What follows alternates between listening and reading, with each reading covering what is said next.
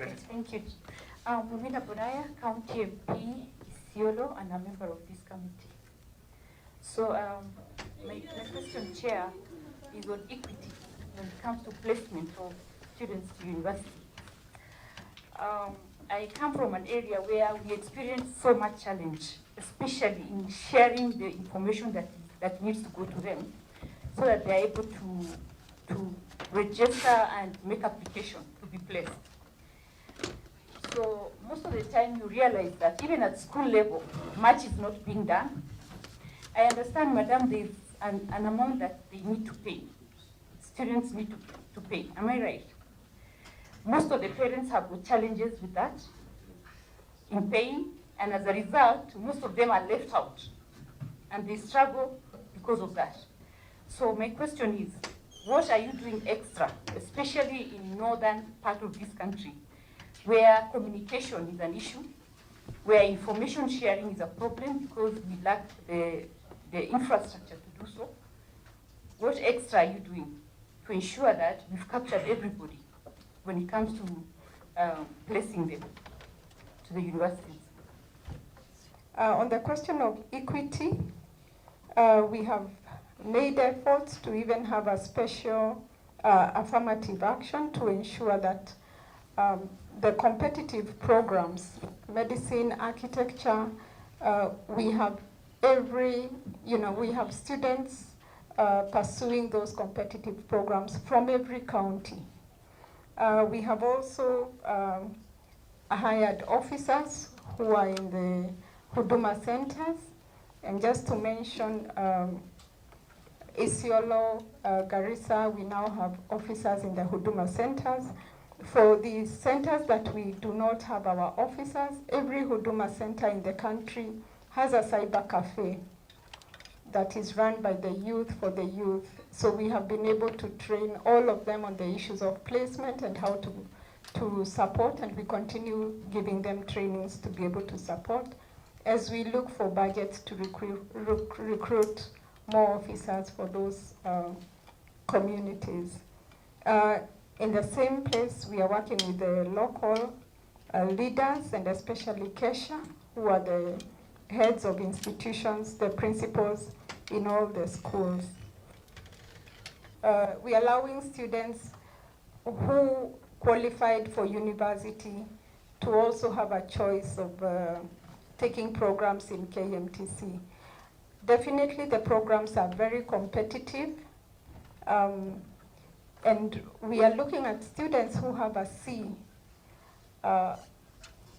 and giving them priority, because that one with an A-, of course, has more choices in terms of the programs they can take. But we are also working with KMTC to ensure that they also expand their capacities. They have done that significantly. As we speak, we have, our system is open for students to apply for additional capacities that KMTC has provided, especially for nursing, which has been very, very competitive. We are now having the program almost in every county. I think the current one that is open includes nursing in Mandera, among other counties that did not have the programs previously. Madam CEO, I want to appreciate the effort that you just mentioned here in terms of making equity possible in those areas. But I thought you will mention on one factor that keeps disadvantaging children from ASAL counties. Your system keeps on jamming. And if I can paint the picture for you, these students travel from a very far places to come to where internet are. And then they realize it's jamming. How do you want them to act on that? Because the only way they can actually access you is online. And your system is disrupted at that point. And they've traveled over 300 kilometers to come and do that where there is internet. Do you think they are at the same level with the rest? On the issue of system jamming, we came out very strongly, said initially that we had a challenge with the integration with the payment platform, but that is all resolved. I can confirm our system as we speak is open for KMTC, and there are no issues on the system. What we are doing in addition to the system is sending out staff to support and identifying people we can work with and the schools we can work with to help support the students in application. Sorry, I can stop there. Thank you. Madam CEO, you've just said that where you have jamming of system, you have your staff who go out there to support. I want to report to you that your staff are not facilitated to move out to Huduma Center. We try to help them sometimes, but they are stuck. There's no point of placing a staff in a town center where there's internet and you have 80% of a county where there's no internet and they can't move to those areas. They can't. It will be useful if that staff will be going around where we don't have telecommunication network and help students in those areas. But sitting in a Huduma Center doing nothing, where they probably have access to internet in a town center like Isiolo, you are not helping the people of that county. I think you've captured the comments by the Honorable Mumina. You don't need to respond, but you can tell she has some issues which are genuine concerns, which I think ought to be respected and even adopted by your team. Chair, I think there's laxity on this matter. Because the CEO here is telling us that their data is what informs the ministry on what to pay. But I want to ask the CEO, what informs them in terms of advising the ministry what to pay? Because you can't just wake up and just send taxpayers' money without being informed by any information coming from the university. It is possible to look at the timing when it comes to payment. Is it not possible for them to wait for the university to give them an updated information in terms of what students are back or what number of students are missing, so that you're able to advise the ministry on what to pay and what not to pay? Because you can't just use an outdated information to inform the ministry on payment. This is not your money, this is taxpayers' money.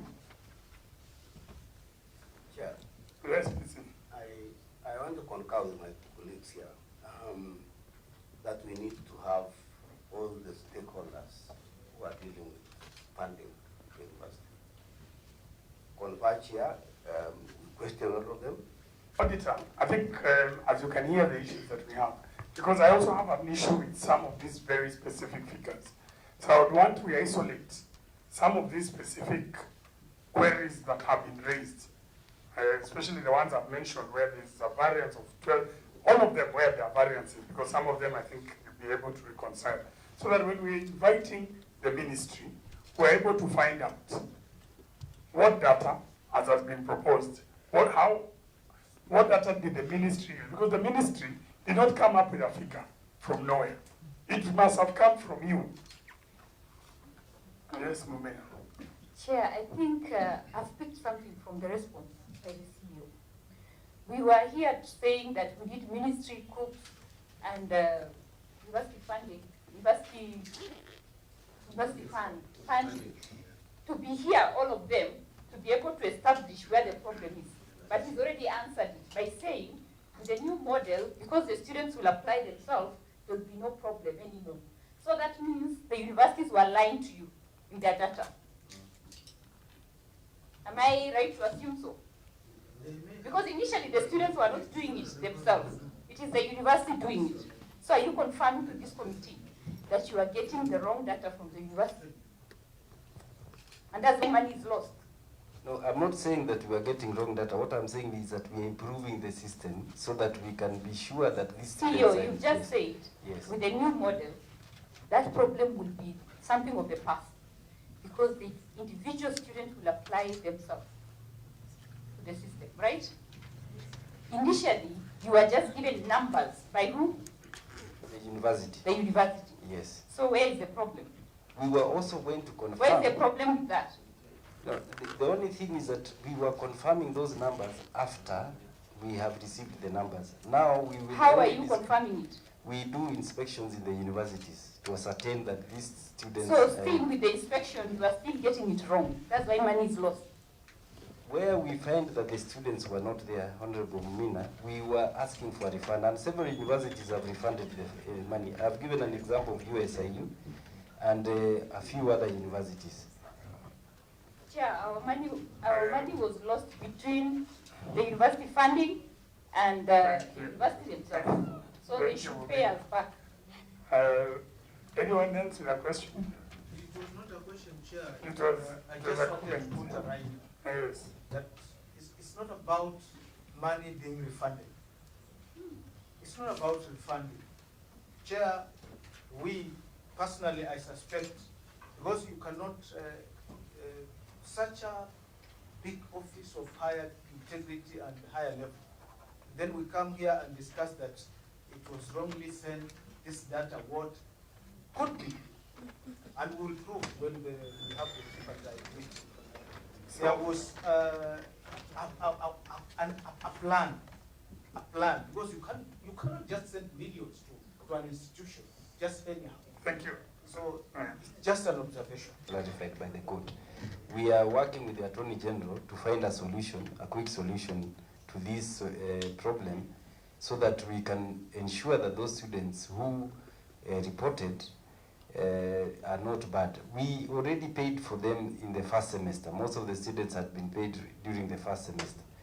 The problem will even be greater if it persists, because second semester will be starting in June. So for first semester, since we had already paid, that issue is not as big as it is now. But we are liaising with the Attorney General so that we can, because the conservatory orders did not explain exactly what we are not supposed to implement, whether we are supposed to go back. And we are working with the Attorney General to be able to resolve this issue. Conservatory orders usually retain status quo. So you should be able to fund students the way they were.